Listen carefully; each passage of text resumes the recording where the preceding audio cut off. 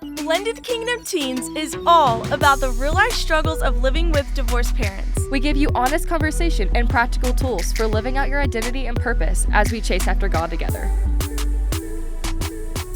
Hey VKT, what is up? We're back with another episode for you guys. Today we're going to be talking a little bit about kind of the guilt and pressure that we feel to kind of keep peace in the family, to kind of be the peacemaker of our situations. That a lot of, there can be a lot of pressure to feel like you need to fulfill that role. There can be guilt that comes with it as well. And so we're going to kind of dive into that today. But Jerzi, will you start us off with our verse? Yeah, this verse I think just goes perfectly. It's 1 Peter 5:7, casting all your anxieties on him because he cares for you. So short. So short, so sweet. So good. Sweet. So good. Casting all your anxieties on him because he cares for you. Yeah. That's so peaceful, knowing that there's a place that you can give all of your anxiousness and your guilt and your worry because he cares for you, and let that replace it. Yeah. And so I would say to you, what does that look like in your family? Being the peacemaker and maybe struggling to know that there is someone who you can put your worry on and lean on in those moments. What does that look like for you and your family, and what have you learned from it? Yeah, I think that the first thing that comes to my mind when it comes to being the peacemaker is the communication between my parents and how I've always been the median between them, which I think is like preaching to the choirs of people in our kids, of things that are people in our situations. Yeah, and so I'm in college and I still do this, but I don't anymore, but we'll get to that. And so my parents would be like, hey, tell your dad this, or hey, tell your mom this. And eventually one day I just got tired of it because I was like, you know what? No, it's fine. I know that their communication's not great. I'll just do it. But then I'm having to literally be the telephone between them. And I'm like, no, I can't do this anymore. And so I remember one day, I think it was my mom was like, hey, can you tell your dad this? And I said, no. She was like, what? I was like, no. I said, I'm 19 years old. I'm in college. I'm not going to do that anymore. I was like, you have this man's phone number. Text him yourself, okay? I know it's probably easier for you to go through me, but it's making my life so much harder because now I have to be in the middle of, the remnants of the divorce. And I don't, I've been delivered from those things. And so I'm like, I don't want to go back and keep going back and feel like I'm in high school again.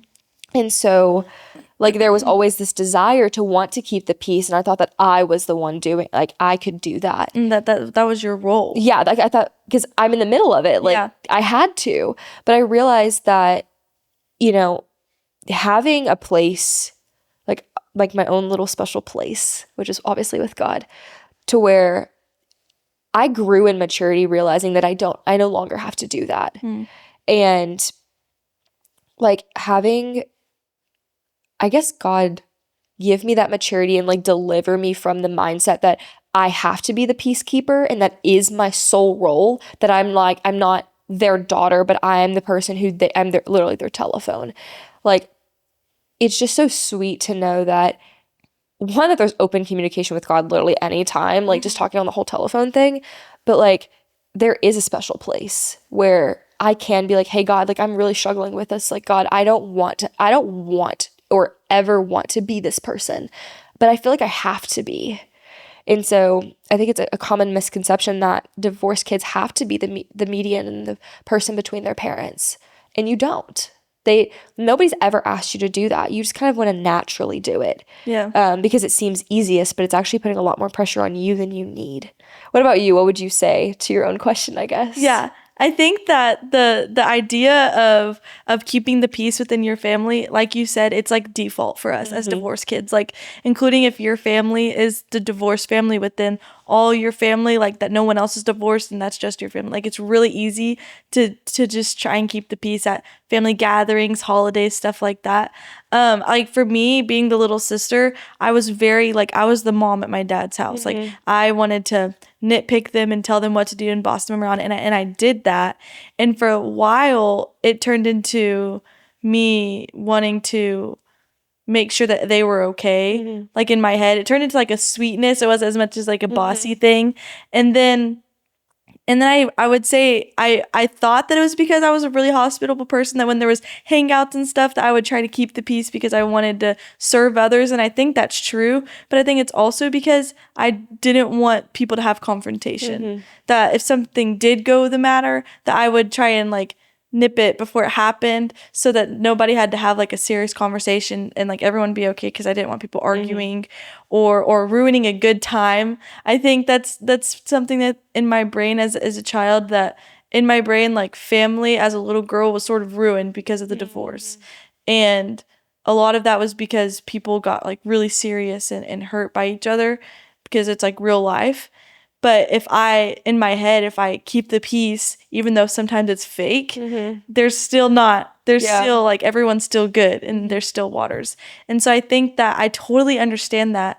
But I think confrontation means growth. And that if there is a conversation that needs to happen within your family or at a family gathering, and it be like a side conversation or something, whatever it is, like let that happen. And also like, you can't control everyone. Yeah. Like, I think sometimes I would really try and, like, control situations and help people out and, like, even help people's confrontation, like, be the medium person and be, like, thinking I'm being helpful when really, like, people need to learn. Like, my brothers need to learn to have conversation with each other and be, like, they're all, like, 3 years older than me. Like, they're grown adults, Jerzi. Like, let them have that conversation. So I think wanting to have that peace within your family is so natural. But also, I think there's a good time for that piece to be broken and growth come out of it. Yeah. Yeah. Kind of going off of that, like the thing that comes to my mind is like an emotional boundary of like saying, even if it's for yourself, like, hey, I can't do this anymore. And allowing yourself to no longer be the median between everybody's conflict, even though you want to, just because you want that peace, like, seems like we've never really had peace. And like wanting to be that person is such a natural desire, I would say, for a lot of people, to have peace within your relationships and within your family. But there has to come a day where you have to set a boundary and be like, I can no longer do this. Like whether somebody else has to step up or it just does, nobody steps up and we just have our own little boundaries within our own like relationships with our family members. Yeah. But like setting boundaries, emotional boundaries, is extremely hard because we don't really understand our emotions as much either. And so kind of gauging that. Is there ever a time where you found yourself, whether it's in high school, when you were younger, or even through college, setting an emotional boundary with a family member or with your entire family, where you're like, I just can't keep the peace right now. It's no longer my job. Or is there like, you're still processing that and like working on those things? This past year, I sat in the garage with my stepdad and we just had a conversation because our emotions and our two worlds and our relationship were just clashing. Like none of it was going together at all. We were not like no chemistry at all. Like we're pretty like loving. Like I love my stepdad. He's amazing. And we got to a point of just like emotionally, a lot of my anger and hurt of the divorce is easily deflected to my step-parents. Because it's like, if I didn't have step-parents, then maybe my parents would be together. But like, that's just not realistic. But that's like my childlike view. And I had to create an emotional boundary. And I told him my heart and I told him where I was at, how I was feeling. I mean, I just completely laid it out there. Because at that moment, it's like, I'd rather him know everything and our relationship be like, just out in the open now, rather than like fighting these emotions and him just not understanding me at all. Yeah.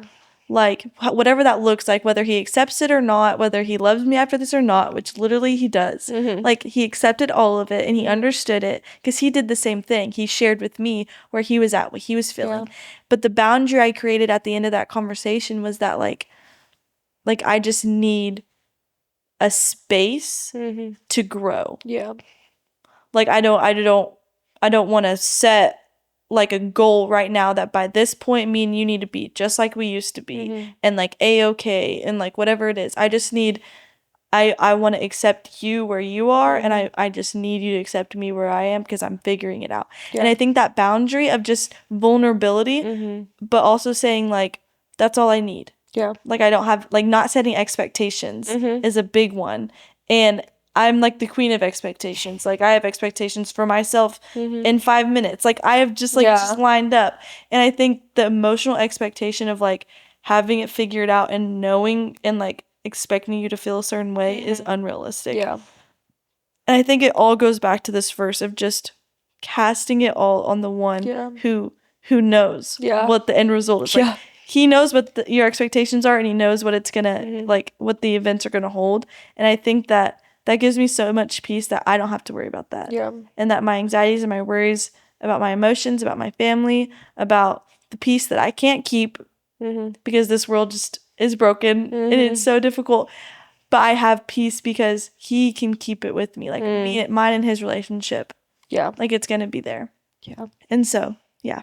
That's good. Sorry I hit you with that hey deep question, but I just came to my head, so I thought I'd ask. So yeah, well, thank you guys so much for tuning in to this, what turned to be very deep conversation really quick.